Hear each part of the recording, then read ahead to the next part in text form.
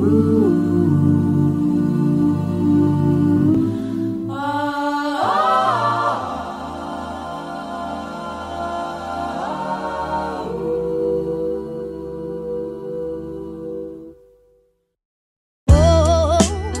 Iverson, pinanganak para sa rap game, tsaka pinanganak para mag-hustling. Kakaibang nice maging branding, lupigin ng rap ang angarin, habol maging pinakadilang top 10. Ngayong bigas na yung dati kong pananim, kasalukuyang nagsasayang, abangan mo yung kanin. Influensyado ni Naluni Henrik Laka, tsaka mga lirikal, kaya di nakataka-taka kung bakit laman ng aking notes. Mga parang nakakalason sa pilosopo at pagpapakumbaba ang antidote. Batid ko ang nice ko, grabe to mag-ambisyon, dahil goal ay maging goal. Sabi nyo may saltik to, asan na ang paki ko? Aking personalidad bila makata ay nabuo mula sa mga alamat.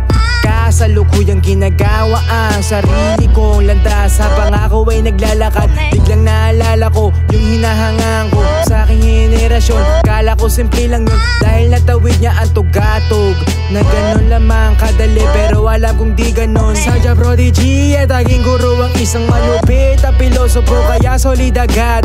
Mala Alexander ng Macedonia, sa murang edad agad na akong kerang rap. Talagang lyrical, bataman di yan typical, halimbawa ng Pag-asa ni Rizal. Ngunit dumipas ang taon, yung dating liriko natural, ngayon nahaluan ng chemical. Pinakinggan ko huli mong linabas na album, napasabi ako dito ang pinagtanggol ni Marlon. Pagkasama na ni Mary Jane, si Coca dyan sa pagmoto, pasagot sa tanong, no ka kaya pagdadamo? Asan na yung lirikong purong lirikal, walang halong chemical? Asan na yung klase ng kanta, yung tipong tinutulig sa na Pilipino, dedikado, titrimitida ng mga adik o mga makitid. Buti yung tao lang nandiyan para sa'yo at para rin sa sining para. At dahil sa kakitiran at sariling interes, sa araw na ito yung guro ko'y pagkakulong ang sinapit. O di mo yung kasalanan, kanya yung pinili at sadyang napag-initan. Kahanga-hangang katapangan na lang-alang sa kalayan, napaglikha ng sining ay pag-iigihan o gumawa ka ng kanta ng may kaalaman na naging susi sa kalayan mula sa kakitiran.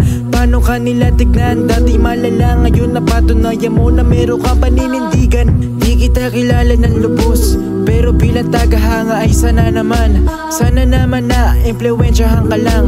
Sana naman nagagalugad ka lang para sa bago na tunog. At sana naman di talaga to pagpapahayag tungkol sa pagkalulong.